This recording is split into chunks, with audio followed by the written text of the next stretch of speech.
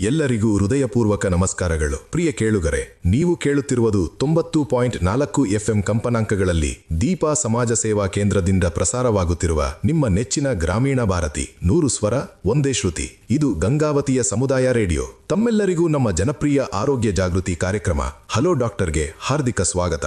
February 4 ವಿಶ್ವ cancer ದಿನಾಚರಣೆಯ ಪ್ರಯುಕ್ತ ಇಂದಿನ ವಿಶೇಷ ಸಂಚಿಕೆಯಲ್ಲಿ ಮಹಿಳೆಯರ ಆರೋಗ್ಯಕ್ಕೆ ಅತ್ಯಂತ ಅಗತ್ಯವಾದ ವಿಷಯ ಗರ್ಭಕಂಠ ಕ್ಯಾನ್ಸರ್ ಕುರಿತು ಈ ಉಪಯುಕ್ತ ಕಾರ್ಯಕ್ರಮವನ್ನು ನಿರ್ವಹಿಸಲಿದ್ದಾರೆ ಪ್ರಸೂತಿ ಹಾಗೂ ಸ್ತ್ರೀರೋಗ ತಜ್ಞರಾದ ಡಾಕ್ಟರ್ ವೀಣಾ ಸತೀಶ್ ರವರು. ಬನ್ನಿ ಕೇಳೋಣ. ಗ್ರಾಮೀಣ ಭಾರತಿ 90.4 FM ರೇಡಿಯೋದ ಎಲ್ಲ ಕೇಳುಗರಿಗೂ ಹಲೋ ಡಾಕ್ಟರ್ ಕಾರ್ಯಕ್ರಮಕ್ಕೆ ಹಾರ್ದಿಕವಾದ ಸ್ವಾಗತ. ನಾನು ಡಾಕ್ಟರ್ ವೀಣಾ ಸತೀಶ್. ಕೇಳುಗರೆ, ಮಾನವ ಕುಲಕ್ಕೆ ಮಹಾಮಾರಿಯಾಗಿ ಕಾಡುತ್ತಿರುವ ರೋಗ ಕ್ಯಾನ್ಸರ್. ಮಕ್ಕಳು, ಮಧ್ಯವಯಸ್ಕರು, ಹಿರಿಯರೆನ್ನದೆ ಎಲ್ಲರನ್ನೂ ಸಾವಿನೆಡೆಗೆ ಕರೆದೊಯ್ಯುತ್ತಿರುವ ಅತ್ಯಂತ ಗಂಭೀರವಾದ ಕಾಯಿಲೆ ಈ cancer. February 4 world cancer day ಎಂದು ಆಚರಿಸಲಾಗುತ್ತದೆ. ಕ್ಯಾನ್ಸರ್ನ ಬಗ್ಗೆ ಜನಜಾಗೃತಿ ಮೂಡಿಸಲು ಈ ದಿನವನ್ನು ಆಯ್ಕೆ ಮಾಡಲಾಗಿದೆ. ಇಂದಿನ ಹಲೋ ಡಾಕ್ಟರ್ ಕಾರ್ಯಕ್ರಮದಲ್ಲಿ ಕ್ಯಾನ್ಸರ್ ರೋಗದ ಕುರಿತು ತಮ್ಮೊಂದಿಗೆ ಮಾಹಿತಿಯನ್ನು ಹಂಚಿಕೊಳ್ಳಲು ಹಿರಿಯ ವೈದ್ಯರು ಹಾಗೂ ರೇಡಿಯೋ ಕ್ಲಬ್ನ ಗೋಲ್ಡನ್ ಮೆಂಬರ್ ಹಾಗೂ ರಾಜ್ಯ ಶಾಖೆಯ ಮಹಿಳಾ ವೈದ್ಯರ ವಿಭಾಗದ ಸದಸ್ಯರಾದ ಡಾಕ್ಟರ್ ಸುಲೋಚನಾ ವಿ ಚಿನಿವಾಲರವರು ಹಾಗೂ ಭಾರತೀಯ ವೈದ್ಯಕೀಯ ಸಂಘ ಮಹಿಳಾ ಘಟಕ ಗಂಗಾವತಿ ಶಾಖೆಯ ಅಧ್ಯಕ್ಷರಾದ ಡಾಕ್ಟರ್ ಅನಿತಾ ಶಶಿಧರ್ ಅವರು ನಮ್ಮೊಂದಿಗಿದ್ದಾರೆ. ತಮ್ಮಿಬ್ಬರಿಗೂ ಈ ಕಾರ್ಯಕ್ರಮಕ್ಕೆ ಹಾರ್ದಿಕ ಸ್ವಾಗತ. ಧನ್ಯವಾದಗಳು ವೀಣಾ. ಈ ಒಂದು 90.4 FM ಗ್ರಾಮೀಣ ಭಾರತಿ FM ರೇಡಿಯೋದ ಕೇಳುಗರೆಲ್ಲರಿಗೂ ನನ್ನ ನಮಸ್ಕಾರಗಳು. ಮೇಡಮ್, ನಮ್ಮ ಕೇಳುಗರಿಗೆ ಕ್ಯಾನ್ಸರ್ ಅಂದ್ರೆ ಏನು ಅಂತ ಮಾಹಿತಿ ನೀಡ್ತೀರಾ? ಕ್ಯಾನ್ಸರ್ ಅಂದ್ರೆ ಅನಿಯಮಿತ, ಅನಿಯಂತ್ರಿತವಾಗಿ ಅಂಗಾಂಗಗಳಲ್ಲಿ ಜೀವಕೋಶಗಳು ವೃದ್ಧಿಯಾಗಿ ಅವು ಗಡ್ಡೆ ಆಕಾರದಲ್ಲಿ ಅಥವಾ ಹುಣ್ಣಿನ ಆಕಾರದಲ್ಲಿ ರೂಪುಗೊಂಡು ಅನಿಯಮಿತವಾಗಿ ಬೆಳೆದು ಈ ಪಕ್ಕದ ಎಲ್ಲ ಭಾಗಗಳಿಗೂ ಹರಡಿ ಏಡಿ ಆಕಾರದಲ್ಲಿ ಹರಡುವುದರಿಂದ ಅವಕ್ಕೆ ಏಡಿ ಗ್ರಂಥಿ ಕೂಡ ಅಂತಾರೆ, ಗಂತಿ ರೋಗ ಕೂಡ ಕರೆಯಲಾಗುತ್ತೆ. ಮೇಡಮ್, ಈ ಕ್ಯಾನ್ಸರ್ ಮಾನವನಲ್ಲಿ ಯಾವುದೇ ಅಂಗಾಂಗಕ್ಕೂ ಬರಬಹುದಾ? ಈ ಕ್ಯಾನ್ಸರ್ ರೋಗವು ಮಾನವನ ಚರ್ಮದಿಂದ ಹಿಡಿದು ಒಳಗಡೆ ಇರುವ ಎಲ್ಲ ಅಂಗಾಂಗಗಳಲ್ಲಿಯೂ ಕಾಣಿಸಿಕೊಳ್ಳಬಹುದು. ಕ್ಯಾನ್ಸರ್ ಉಂಟಾಗಲು ಪ್ರಮುಖ ಕಾರಣಗಳು ಏನು ಅಂತ ಹೇಳ್ಬಿಟ್ಟು ನಮ್ಮ ಕೇಳುಗರಿಗೆ ತಿಳಿಸ್ಕೊಡಿ ಮೇಡಮ್. ಕ್ಯಾನ್ಸರ್ ಬರಲು ಮುಖ್ಯವಾಗಿ ಕಾರಣ ಈ ಪುರುಷರ ಚಟಗಳಿಂದ, ಅಂದ್ರೆ ಸರಾಯಿ ಸೇವನೆ, ಗುಟ್ಕಾ, ಪಾನ್ ಪರಾಗ್, ತಂಬಾಕು ಸೇವನೆ, ಬೀಡಿ, ಸಿಗರೇಟ್ ಮುಂತಾದವುಗಳು. ಇನ್ನು ನಮ್ಮ ವಾತಾವರಣದ ಕಲುಷಿತ ಗಾಳಿ, ಆಹಾರ ಸೇವನೆಯಿಂದ, ಹೆಚ್ಚಿನ ರಾಸಾಯನಿಕ ಬೆಳೆಸಿ ನಾವು ಬೆಳೆಯುತ್ತಿರುವ ಆಹಾರಗಳನ್ನು ಸೇವಿಸುವುದರಿಂದ, ಹಾಗೂ ಈ ಒಂದು ಪ್ಲಾಸ್ಟಿಕ್, ನಾವು ಎಲ್ಲದರಲ್ಲೂ ಪ್ಲಾಸ್ಟಿಕ್ ಬಳಕೆ ಜಾಸ್ತಿ ಮಾಡ್ತಾ ಇದ್ದೀವಿ. ಅದರಿಂದ ಕೂಡ ನಮ್ಮ ದೇಹದಲ್ಲಿ ಪ್ಲಾಸ್ಟಿಕ್ ಅಂಶಗಳು ಹಬ್ಬಿ ನಮ್ಮಲ್ಲಿ ಈ ಕ್ಯಾನ್ಸರ್ಗೆ ಕಾರಣವಾಗ್ತಾ ಇದೆ. ಈ ಪ್ಲಾಸ್ಟಿಕ್ ವಾತಾವರಣದಲ್ಲಿ ಸುಡುವುದರಿಂದ ಡಯಾಕ್ಸಿನ್ ಎಂಬ ಗ್ಯಾಸ್ ಉತ್ಪತ್ತಿಯಾಗಿ ಅದರಿಂದ ಕೂಡ ಕ್ಯಾನ್ಸರ್ ಬರುವ ಸಾಧ್ಯತೆ ಇರುತ್ತದೆ. ಹೀಗಾಗಿ ನಮ್ಮ ಒಂದು ಈ ಸೆಡೆಂಟರಿ ಲೈಫ್ ಸ್ಟೈಲ್ ಅಂತ ಹೇಳ್ತೀವಿ, ಅದರಿಂದ ಕೂಡ ನಮಗೆ ಹೆಚ್ಚು ಈ ಖಾರಯುಕ್ತ ಅಥವಾ ಎಣ್ಣೆ ಪದಾರ್ಥಗಳ ಸೇವನೆಯಿಂದ ಕೂಡ ಕ್ಯಾನ್ಸರ್ ಬರಬಹುದು, ಬೊಜ್ಜಿನಿಂದ ಕೂಡ ಕ್ಯಾನ್ಸರ್ ಬರಬಹುದು. ಈ ರೀತಿಯಾಗಿ ಅನುವಂಶೀಯವಾಗಿ ಕೂಡ ಕ್ಯಾನ್ಸರ್ ಬರುತ್ತದೆ. ನಮ್ಮ ದೇಹದಲ್ಲಿ ಜೀನ್ಸ್ ನಲ್ಲಿ ಕ್ಯಾನ್ಸರ್ ಪ್ರೊಡ್ಯೂಸಿಂಗ್ ಸೆಲ್ಸ್ ಇರೋದ್ರಿಂದ ಕೂಡ ಫ್ಯಾಮಿಲಿಯಲ್ಲಿ ಯಾರಿಗಾದ್ರೂ ಕ್ಯಾನ್ಸರ್ ಇದ್ರೆ ಅದು ಮುಂದೆ ಮಕ್ಕಳಿಗೂ ಬರುವ ಸಾಧ್ಯತೆ ಇರುತ್ತೆ. ಕೇಳುಗರೆ, ಕ್ಯಾನ್ಸರ್ಗೆ ಸಾಮಾನ್ಯವಾಗಿ ಯಾವ್ದ್ರಿಂದ ಬರ್ತದೆ ಅಂತ ಹೇಳ್ಬಿಟ್ಟು ಇವಾಗ ಮೇಡಮ್ ಅವರು ತಮಗೆ ಸವಿಸ್ತಾರವಾಗಿ ತಿಳಿಸ್ಕೊಟ್ರು. ಮೇಡಮ್, ನಾವೀಗ ಮಹಿಳಾ ವೈದ್ಯರಾಗಿ ಮಹಿಳೆಯರಲ್ಲಿ ಯಾವ ಕ್ಯಾನ್ಸರ್ಗಳು ಮುಖ್ಯವಾಗಿ ಕಾಣಿಸ್ಕೊಳ್ತವೆ ಅಂತ ತಿಳಿಸ್ತೀರಾ? ಮಹಿಳೆಯರಲ್ಲಿ ಮೊದಲನೇದಾಗಿ ಬರುವುದು ಸ್ತನದ ಕ್ಯಾನ್ಸರ್, ನಂತರದಲ್ಲಿ ಬರುವುದು ಗರ್ಭಕಂಠದ ಕ್ಯಾನ್ಸರ್. ಇದು 1.2 ರಿಂದ 1.3 ಲಕ್ಷ ಜನರಲ್ಲಿ ಪ್ರತಿ ವರ್ಷ ಹೊಸದಾಗಿ ಕಾಣಿಸ್ತಿದೆ. ಇದು ದೀರ್ಘವಾದ ಒಂದು ಮಹಿಳೆಯರ ಆರೋಗ್ಯಕ್ಕೆ ಹಾನಿಕಾರಕವಾದ ಒಂದು ರೋಗವಾಗಿದೆ. ಗರ್ಭಕೊರಳಿನ ಕ್ಯಾನ್ಸರ್ ಇತ್ತೀಚಿನ ದಿನಗಳಲ್ಲಿ ಜಾಸ್ತಿಯಾಗಿ ಕಾಣ್ಬರ್ತದೆ ಅಂತ ನಾವು ನೋಡ್ತಾ ಇದ್ದೀವಿ ಮೇಡಮ್. ಹಾಗೆಯೇ ಈ ರೋಗದ ಲಕ್ಷಣಗಳೇನೆಂದು ತಿಳಿಸ್ತೀರಾ? ಆರಂಭಿಕ ಹಂತದಲ್ಲಿ ಈ ರೋಗದ ಲಕ್ಷಣಗಳು ಕಂಡು ಬರುವುದಿಲ್ಲ. ಹೀಗಾಗಿ ನಿಯತಕಾಲಿಕ ತಪಾಸಣೆ ನಾವು ಹೆಚ್ಚು ಒತ್ತು ಕೊಡುತ್ತೇವೆ. ಲೈಂಗಿಕ ಸಂಪರ್ಕದಿಂದ, ಅಂದ್ರೆ ಬಹು ಪುರುಷರೊಂದಿಗೆ ಮಹಿಳೆ ಸಂಪರ್ಕ ಹೊಂದಿದರೆ, ಪುರುಷ ಬಹು ಮಹಿಳೆಯರೊಂದಿಗೆ ಸಂಪರ್ಕ ಹೊಂದುವುದರಿಂದ ಈ HPV ವೈರಾಣುವಿನಿಂದ ಈ ಕ್ಯಾನ್ಸರ್ ರೋಗ ಬರುವ ಸಾಧ್ಯತೆ ಇರುತ್ತದೆ. ಇನ್ನು HIV ಪೇಷಂಟ್ಸ್ ನಲ್ಲಿ ಕೂಡ ಈ ಕ್ಯಾನ್ಸರ್ ಕಂಡು ಬರಬಹುದು, ಏಕೆಂದ್ರೆ ಅವರ ರೋಗ ನಿರೋಧಕ ಶಕ್ತಿ ತಗ್ಗಿರುತ್ತದೆ. ಹಾಗೂ ಹೆಣ್ಮಕ್ಳು ಕೂಡ ಈ ಇತ್ತೀಚಿನ ದಿನಗಳಲ್ಲಿ ಸ್ಮೋಕಿಂಗ್, ಸರಾಯಿ ಸೇವನೆ ಮುಂತಾದವುಗಳನ್ನು ಮಾಡ್ತಾ ಇದ್ದಾರೆ. ಅದರಿಂದ ತಂಬಾಕು ಸೇವನೆಯಿಂದ ಕೂಡ ಈ ಒಂದು ಗರ್ಭಕಂಠದ ಕ್ಯಾನ್ಸರ್ ಬರುವ ಸಾಧ್ಯತೆ ಇದೆ. ಹೆಚ್ಚು ಮಕ್ಕಳು ಹೆರುವುದರಿಂದ, ಅಂದ್ರೆ ಆ ಗರ್ಭಕಂಠದ ಮೇಲೆ ಒತ್ತಡ ಬಿದ್ದು ಕೋಶಗಳು ಹೆಚ್ಚು ಬೆಳೆದು ಅದು ಒತ್ತಡಕ್ಕೆ ಒಳಗಾಗಿ ಈ ಕ್ಯಾನ್ಸರ್ ಬರುವ ಸಾಧ್ಯತೆ ಇರುತ್ತದೆ.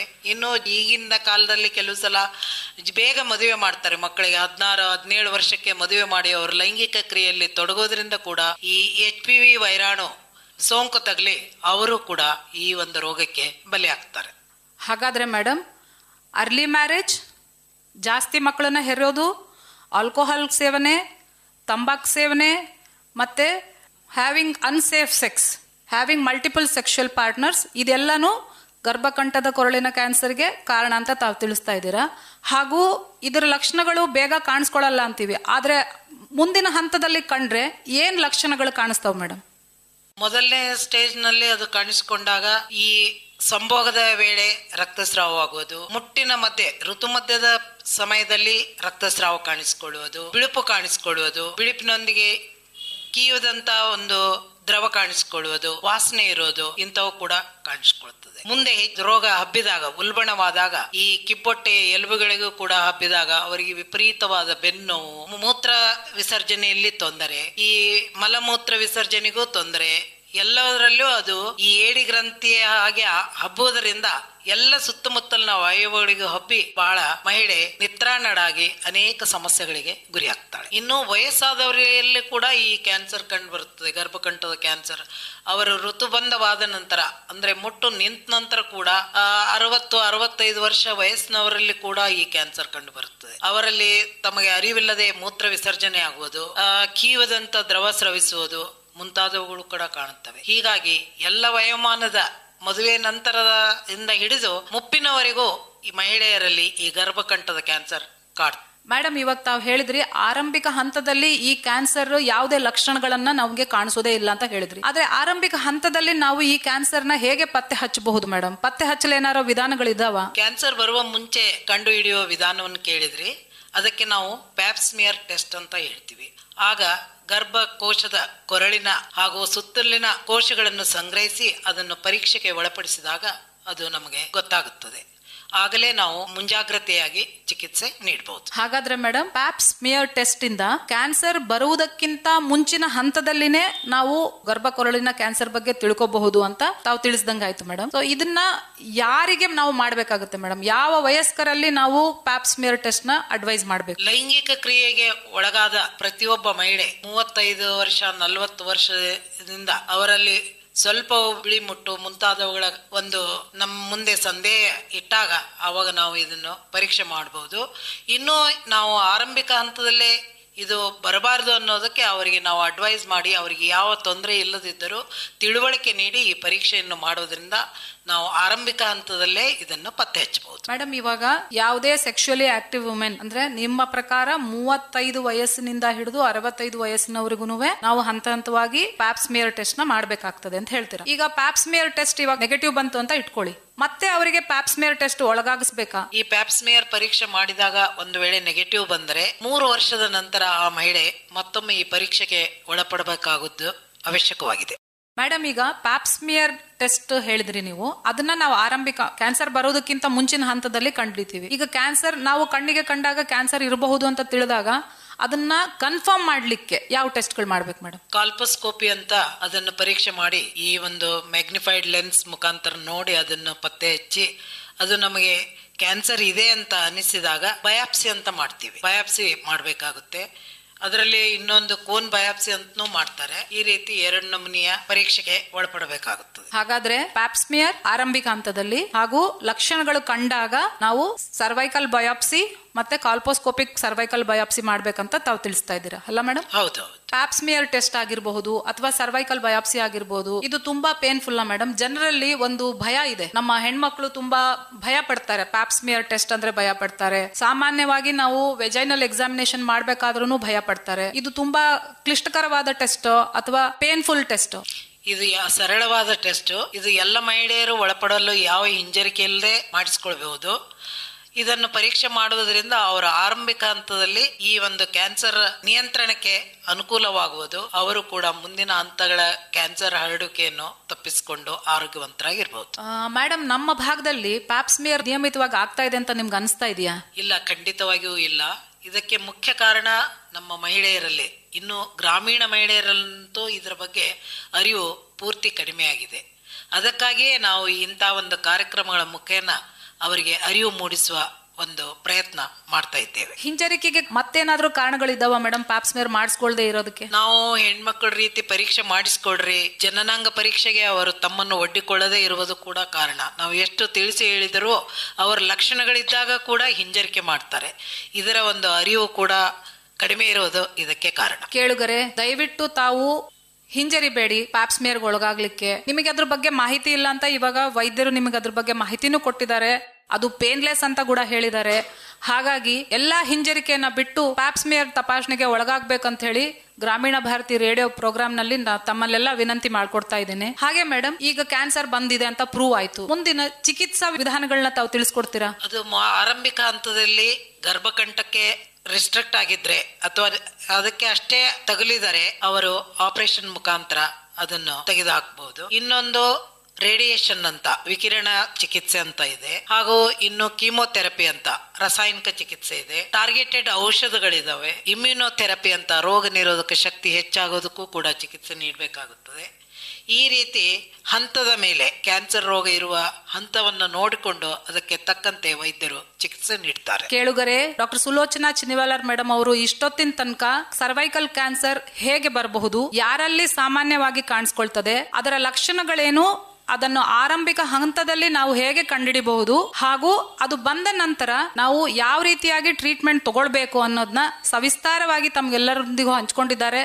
ಇಷ್ಟೆಲ್ಲ ಜಾಗೃತಿ ಮೂಡಿಸಿದ್ದಕ್ಕಾಗಿ ಗ್ರಾಮೀಣ ಭಾರತಿ ರೇಡಿಯೋದವರ ಕಡೆಯಿಂದ ತಮಗೆ ಹೃತ್ಪೂರ್ವಕವಾದ ಧನ್ಯವಾದಗಳು ಮೇಡಮ್. ವೀಣಾ, ಧನ್ಯವಾದಗಳು. ಈ ಗ್ರಾಮೀಣ ಭಾರತಿ 90.4 FM ಕೇಳುಗರಲ್ಲಿ ನನ್ನ ಒಂದು ವಿನಂತಿ, 35 ವರ್ಷದಿಂದ 45 ವರ್ಷದ ಮಹಿಳೆಯರು ಕಡ್ಡಾಯವಾಗಿ ಈ ಪ್ಯಾಪ್ಸ್ಮಿಯರ್ ಪರೀಕ್ಷೆಗೆ ಒಳಗಾಗಿ ತಮ್ಮ ಒಂದು ಈ ಆರೋಗ್ಯದ ಹಂತವನ್ನು ತಿಳಿದುಕೊಂಡು, ಮುಖ್ಯವಾಗಿ ಗರ್ಭಕಂಠದ ಒಂದು ಆರೋಗ್ಯದ ಪರಿಸ್ಥಿತಿಯನ್ನು ತಿಳಿದುಕೊಂಡು ಅದರ ಬಗ್ಗೆ ಕಾಳಜಿ ವಹಿಸಿದರೆ ನಾವು ಈ ಗರ್ಭಕಂಠದ ಕ್ಯಾನ್ಸರ್ ಅನ್ನು ಆದಷ್ಟು ನಿಯಂತ್ರಣದಲ್ಲಿಡಬಹುದು ಮತ್ತು ಮೊದಲನೇ ಹಂತದಲ್ಲೇ ಪತ್ತೆ ಹಚ್ಚಿ ಚಿಕಿತ್ಸೆಗೆ ಒಳಪಡಿಸಲು ಅನುಕೂಲವಾಗುವುದು. ಕೇಳುಗರೆ, ಇಲ್ಲಿಯವರೆಗೆ ಡಾಕ್ಟರ್ ಸುಲೋಚನಾ ಚಿನಿವಾಲರ್ ಮೇಡಮ್ ಅವರಿಂದ ಈ ಕಾಯಿಲೆ ಬಗ್ಗೆ ನಾವು ಹೇಗೆ ಡಯಾಗ್ನೋಸ್ ಮಾಡಬಹುದು, ಹಾಗೆ ಟ್ರೀಟ್ಮೆಂಟ್ ತಗೊಳ್ಬಹುದು ಅಂತ ತಿಳ್ಕೊಂಡ್ವಿ. It is always said prevention is better than cure. ಕೇಳುಗರೆ, ಹಲೋ ಡಾಕ್ಟರ್ ಕಾರ್ಯಕ್ರಮದಲ್ಲಿ ಒಂದು ಪುಟ್ಟ ವಿರಾಮ ತೆಗೆದುಕೊಳ್ಳೋಣ, ಹಾಗೂ ವಿರಾಮದ ನಂತರ ಮತ್ತೆ ಕ್ಯಾನ್ಸರ್ ಸರ್ವಿಕ್ಸ್ ಬಗ್ಗೆ ಸವಿಸ್ತಾರವಾಗಿ ತಿಳಿದುಕೊಳ್ಳೋಣ. ನಿಮ್ಮ ಧ್ವನಿ ನಮ್ಮ ವೇದಿಕೆ. ಗಂಗಾವತಿ ಗ್ರಾಮೀಣ ಭಾರತಿ 90.4 FM. ದೈನಂದಿನ ಹಾಗೂ ವಿಶೇಷ ಕಾರ್ಯಕ್ರಮಗಳು ಎಲ್ಲವೂ ಒಂದೇ ಸ್ಥಳದಲ್ಲಿ. ನಿಮ್ಮ ಜೀವನದ ಪ್ರತಿಯೊಂದು ಕ್ಷಣಕ್ಕೂ ಜೊತೆಗಿರುವ ಗಂಗಾವತಿ FM ಕೇಳಿ ಆನಂದಿಸಿ ಆಸ್ವಾದಿಸಿರಿ. ಗಂಗಾವತಿ FM ಗ್ರಾಮೀಣ ಭಾರತಿ ಕೇಳಲು 90.4 ಮೆಗಾಹರ್ಟ್ಸ್ಗೆ ಟ್ಯೂನ್ ಮಾಡಿ. ನಮ್ಮ ಹೆಮ್ಮೆ ಕೊಪ್ಪಳ ಜಿಲ್ಲೆಯ ಏಕೈಕ ರೇಡಿಯೋ ಗ್ರಾಮೀಣ ಭಾರತಿ 90.4 FM. ನೀವು ಕೇಳಿ, ನಿಮ್ಮವರಿಗೂ ಕೇಳಿಸಿ. ಈ ಕೂಡಲೇ ಗ್ರಾಮೀಣ ಭಾರತಿ 90.4 FM ರೇಡಿಯೋ ಆಪ್ನ ಇನ್ಸ್ಟಾಲ್ ಮಾಡ್ಕೊಳ್ಳಿ. ಹೆಚ್ಚಿನ ಮಾಹಿತಿಗಾಗಿ ಸಂಪರ್ಕಿಸಿರಿ 9449015757. ಗಂಗಾವತಿ FM ನಮ್ಮೆಲ್ಲರ ಹೆಮ್ಮೆ. पीएम जय अब गरीबों की जय बन गई है. ದೇಶದ ಯುವಜನತೆ ಭಾರತವನ್ನು ಆರೋಗ್ಯಕರ ಭಾರತವನ್ನಾಗಿ ಮಾಡಲು ಸಂಕಲ್ಪ ಕೈಗೊಂಡಿದ್ದಾರೆ.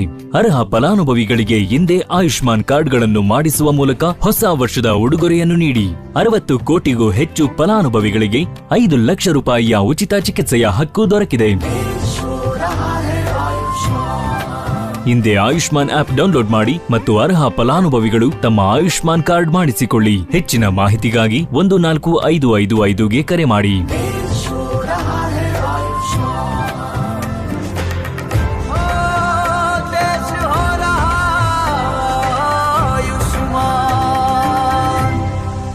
ಕೇಳುಗರೆ, ವಿರಾಮದ ನಂತರ ಹಲೋ ಡಾಕ್ಟರ್ ಕಾರ್ಯಕ್ರಮಕ್ಕೆ ತಮಗೆಲ್ಲರಿಗೂ ಪುನಃ ಸುಸ್ವಾಗತ. ಈ ಸರ್ವೈಕಲ್ ಕ್ಯಾನ್ಸರ್ ಒಂದು ಪ್ರಿವೆಂಟಬಲ್ ಕ್ಯಾನ್ಸರ್ ಆಗಿರ್ತದೆ. ಹಾಗೆ ಇದನ್ನ ನಾವು ಹೇಗೆ ಪ್ರಿವೆಂಟ್ ಮಾಡಬಹುದು ಅನ್ನೋದನ್ನ ನಮಗೆ ತಿಳಿಸ್ಕೊಡಲು ಇವತ್ತು ನಮ್ಮೊಂದಿಗೆ ಇನ್ನೊಬ್ಬ ಸಂಪನ್ಮೂಲ ವ್ಯಕ್ತಿಯಾಗಿರುವಂತಹ doctor Anita Shashidhar, president ladies wing IMA Gangavathi ಅವರು ನಮ್ಮೊಂದಿಗಿದ್ದಾರೆ. Welcome doctor Anita. ಧನ್ಯವಾದಗಳು ವೀಣಾ. ಗ್ರಾಮೀಣ ಭಾರತಿ 90.4 FM ಕೇಳುಗರಿಗೆಲ್ಲ ನನ್ನ ನಮಸ್ಕಾರಗಳು. ಸರ್ವೈಕಲ್ ಕ್ಯಾನ್ಸರ್ ಪ್ರಿವೆನ್ಷನ್ಗೆ ವ್ಯಾಕ್ಸಿನೇಷನ್ ಇದೆ ಅಂತ ಹೇಳ್ತಾರೆ ಮೇಡಮ್, ನಿಜಾನಾ? Cervical cancer is caused by HPV virus ಅಂತ ಗೊತ್ತಿದೆ ನಮ್ಗೆ. ಸೊ ಅದರಿಂದ HPV ವ್ಯಾಕ್ಸಿನ್ ಅಂತ ಬಂದಿದೆ. ಈಗ ನಾವು ಹೆಂಗೆ ಕೊರೋನಾ ವೈರಸ್ಗೆ ವ್ಯಾಕ್ಸಿನ್ ಅಂತ ಕೊಟ್ಟಿದೀವಲ್ಲ, ಅದ್ರ ತರಾನೇ HPV ವೈರಸ್ ಅನ್ನೋದು ಸ್ಪೆಸಿಫಿಕ್ ವೈರಸ್. ಅದು ಗರ್ಭಕಂಠದ ಕ್ಯಾನ್ಸರ್ ಉಂಟು ಮಾಡುತ್ತದೆ. ಅದಕ್ಕೆ HPV ವ್ಯಾಕ್ಸಿನ್ ಅಂತ ಬಂದಿದೆ. ಹಾಗಾದ್ರೆ ಇದನ್ನ ಯಾವ ವಯಸ್ಸಿನ ಮಕ್ಕಳಿಗೆ ತಾವು ಅಡ್ವೈಸ್ ಮಾಡ್ತೀರಾ ಮೇಡಮ್? HPV ವ್ಯಾಕ್ಸಿನ್ ಭಾರತದಲ್ಲಿ 9 ರಿಂದ 14 ವಯಸ್ಸು ಇರೋ ಹೆಣ್ಮಕ್ಳಿಗೆ ಕೊಡ್ತಾರೆ. ಅದು 2 ಡೋಸಸ್ ಅಲ್ಲಿ ಕೊಡ್ತಾರೆ. 0 and 6 ಅಂದ್ರೆ 1 ಡೋಸ್ ಫಸ್ಟ್ ಕೊಟ್ಮೇಲೆ ಮತ್ತೆ 6 ತಿಂಗಳಿಗೆ ಇನ್ನೊಂದು ಡೋಸು ಕೊಡ್ಲಾಗುತ್ತದೆ. ಆಮೇಲೆ 15 ರಿಂದ 26 ವರ್ಷದವರಿಗೆ 3 ಡೋಸ್ 3 ಹಂತದಲ್ಲಿ ಕೊಡ್ತಾರೆ. 1 0 ಆಮೇಲೆ 2 ತಿಂಗಳಿಗೆ ಮತ್ತೆ 6 ತಿಂಗಳಿಗೆ ಕೊಡ್ತಾರೆ. ಕೇಳುಗರೆ, ತಿಳ್ಕೊಂಡ್ರಾ ವ್ಯಾಕ್ಸಿನೇಷನ್ ಬಗ್ಗೆ? ಸೊ ಯಾರೇ ಹೆಣ್ಮಕ್ಕಳು 9 ರಿಂದ 14 ವಯಸ್ಸಿನವರು 0 ಮತ್ತೆ 6 ಮಂತ್ಸ್ಗೆ 2 ಡೋಸ್ ವ್ಯಾಕ್ಸಿನ್ ತಗೊಳ್ಬೇಕು. ಹಾಗೂ 15 ರಿಂದ 26 ವಯೋಮಾನದ ಹೆಣ್ಮಕ್ಳು 3 ಡೋಸ್ ವ್ಯಾಕ್ಸಿನ್ ತಗೊಳ್ಬೇಕು. ಅಂದ್ರೆ ಇವತ್ತು 0 ಡೋಸ್ ಅಂತ ತಗೊಂಡ್ರೆ 2 ತಿಂಗಳ ನಂತರ ಮತ್ತೊಂದು ಡೋಸ್ ತಗೊಳ್ಬೇಕು, ಹಾಗೂ 6 ತಿಂಗಳ ನಂತರ ಮತ್ತೊಂದು ಡೋಸ್ ತಗೊಳ್ಬೇಕು ಅಂತ ಡಾಕ್ಟರ್ ಅನಿತಾ ಅವರು ನಮಗೆ ತಿಳಿಸ್ಕೊಟ್ಟಿದ್ದಾರೆ. ಹಾಗೆ ಮೇಡಮ್, ಈಗ 26 ನಂತರ ತಗೊಳ್ಕೊಳ್ದೇ ಇರೋ ಮಹಿಳೆಯರು ಕೂಡ ಈ ವ್ಯಾಕ್ಸಿನ್ ಅನ್ನು ತಗೊಳ್ಬಹುದಾ? 25 ನಂತರನು ತಗೋಬಹುದು, 26 ನಂತರನು ತಗೋಬಹುದು. ಆದ್ರೆ ಅದ್ರ ಎಫೆಕ್ಟಿವ್ನೆಸ್ ಕಡಿಮೆ ಇರುತ್ತೆ. ಯಾಕಂದ್ರೆ ಅರ್ಲಿ ಸ್ಟೇಜ್ ಅಲ್ಲಿ ತಗೊಂಡ್ರೆ ಆಂಟಿಬಾಡಿ ಪ್ರೊಡಕ್ಷನ್ ಜಾಸ್ತಿ ಇರುತ್ತೆ. ಅದು ವ್ಯಾಕ್ಸಿನೇಷನ್ ಇಂದ ಹಾಕಿರೋದು ಎಫೆಕ್ಟಿವ್ನೆಸ್ ಜಾಸ್ತಿ ಇರುತ್ತೆ. ಮೇಡಮ್, ಈಗ 26 ವಯಸ್ಸಿನ ಮೇಲಿದ್ದವರು ಅವರು ವ್ಯಾಕ್ಸಿನೇಷನ್ ಮಾಡಿಸ್ಕೊಂಡಿರ್ತಾರೆ, ಆದ್ರೂನು ಅವರು ಸರ್ವೈಕಲ್ ಸ್ಕ್ರೀನಿಂಗ್ ಮಾಡಿಸ್ಕೋಬೇಕಾ? ಕಂಪಲ್ಸರಿಯಾಗಿ ಮಾಡಿಸ್ಲೇಬೇಕು. 26 ವಯಸ್ಸ ನಂತರ ವ್ಯಾಕ್ಸಿನೇಷನ್ ತಗೊಂಡ್ರು ಕಂಪಲ್ಸರಿಯಾಗಿ ಸ್ಕ್ರೀನಿಂಗ್ ಟೆಸ್ಟ್ ಅಂತ ಮಾಡ್ಲೇಬೇಕು. ಅದು ಯಾವ ಇದರಲ್ಲಿ ಬರುತ್ತೋ ಗೊತ್ತಾಗಲ್ಲ. So screening should be done compulsorily. So it is mandatory to get screening test even though if you have taken vaccination. ಯಾಕೆಂದ್ರೆ ವ್ಯಾಕ್ಸಿನ್ ತಾವು ಹೇಳ್ದಂಗೆ 90 ರಿಂದ 95% ಪ್ರೊಟೆಕ್ಷನ್ ಕೊಡ್ತದೆ ವಿನಃ 100% ಪ್ರೊಟೆಕ್ಷನ್ ಕೊಡದೇ ಇರೋ ಕಾರಣಕ್ಕೆ every women should undergo screening compulsory.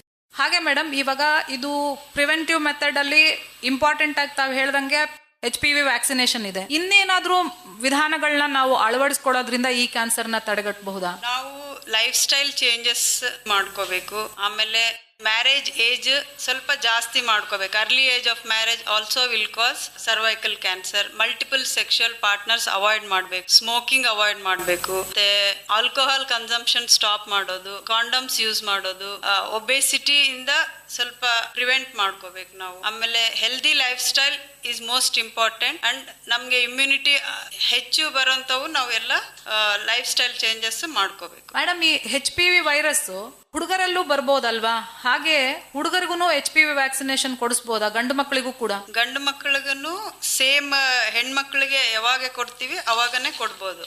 ಅದರಿಂದ ಅವ್ರಿಗೂ ಕ್ಯಾನ್ಸರ್ ಪ್ರಿವೆನ್ಷನ್ ಇರುತ್ತೆ. ಅವ್ರಿಗೆ ಬರೋ ಕ್ಯಾನ್ಸರ್ಸ್ ಲೈಕ್ ವಾರ್ಡ್ಸ್ ಅನ್ನೋದು, ಪಿನೈಲ್ ಕ್ಯಾನ್ಸರ್ ಅವೆಲ್ಲಾನು ತಡೆಗಟ್ಟು. ಕೇಳುಗರೆ, ಕೇಳಿದಿರಾ? ಹೆಲ್ದಿ ಲೈಫ್ ಸ್ಟೈಲ್ ಇಂದ ನಾವು ಕ್ಯಾನ್ಸರ್ ನ ಪ್ರಿವೆಂಟ್ ಮಾಡ್ಕೊಳ್ಬಹುದು ಅಂತ ಮೇಡಮ್ ಅವ್ರು ತಿಳಿಸ್ಕೊಡ್ತಾ ಇದ್ದಾರೆ. ಇಲ್ಲಿಯವರೆಗೂ ಸವಿಸ್ತಾರವಾಗಿ ಕ್ಯಾನ್ಸರ್ ಸರ್ವಿಕ್ಸ್ ನ ಡಿಟೆಕ್ಷನ್ ಬಗ್ಗೆ, ಅದರ ಸಿಂಪ್ಟಮ್ಸ್ ಬಗ್ಗೆ, ಟ್ರೀಟ್ಮೆಂಟ್ ಬಗ್ಗೆ ಹಾಗೂ ಪ್ರಿವೆನ್ಷನ್ ಬಗ್ಗೆ, ಸ್ಕ್ರೀನಿಂಗ್ ಬಗ್ಗೆ ತಿಳಿಸಿದ ಡಾಕ್ಟರ್ ಸುಲೋಚನಾ ಚಿನಿವಾಲರ್ ಹಾಗೂ ಡಾಕ್ಟರ್ ಅನಿತಾ ಅವರಿಗೆ ಗ್ರಾಮೀಣ ಭಾರತಿ ರೇಡಿಯೋ ಕಡೆಯಿಂದ ಹಾಗೂ ಪರ್ಸನಲಿ ನನ್ನ ಕಡೆಯಿಂದ ಹಾಗೂ ಕೇಳುಗರ ಕಡೆಯಿಂದ ತುಂಬು ಹೃದಯದ ಧನ್ಯವಾದಗಳು. ಕೇಳುಗರೆ, ಇವತ್ತಿನ ಕಾರ್ಯಕ್ರಮದ ಉದ್ದೇಶ ಏನಾಗಿತ್ತು ಅಂದ್ರೆ ತಮಗೆ ಕ್ಯಾನ್ಸರ್ ಸರ್ವಿಕ್ಸ್ ಬಗ್ಗೆ ತಿಳಿಸ್ಕೊಡೋದಾಗಿತ್ತು, ವ್ಯಾಕ್ಸಿನೇಷನ್ ಬಗ್ಗೆ ತಿಳಿಸೋದಾಗಿತ್ತು ಹಾಗೂ ಸ್ಕ್ರೀನಿಂಗ್ ಟೆಸ್ಟ್ ಬಗ್ಗೆ ತಮ್ಗೆಲ್ಲ ತಿಳಿಸೋದಾಗಿತ್ತು. ಈ ಕಾರ್ಯಕ್ರಮದ ಉದ್ದೇಶ ಯಾವಾಗ ಈಡೇರುತ್ತೆ ಅಂತಂದ್ರೆ, ತಾವುಗಳೆಲ್ಲರೂ 9 ರಿಂದ 14 ವರ್ಷದ ವಯೋಮಾನದ ತಮ್ಮ ಹೆಣ್ಣು ಮಕ್ಕಳಿಗೆ ಅವರ ಬರ್ತ್ಡೇಗಂತ ಗಿಫ್ಟ್ ಆಗಿ ತಾವು ಏನೋ ಒಂದು ವಸ್ತುನ ಕೊಡೋ ಬದಲು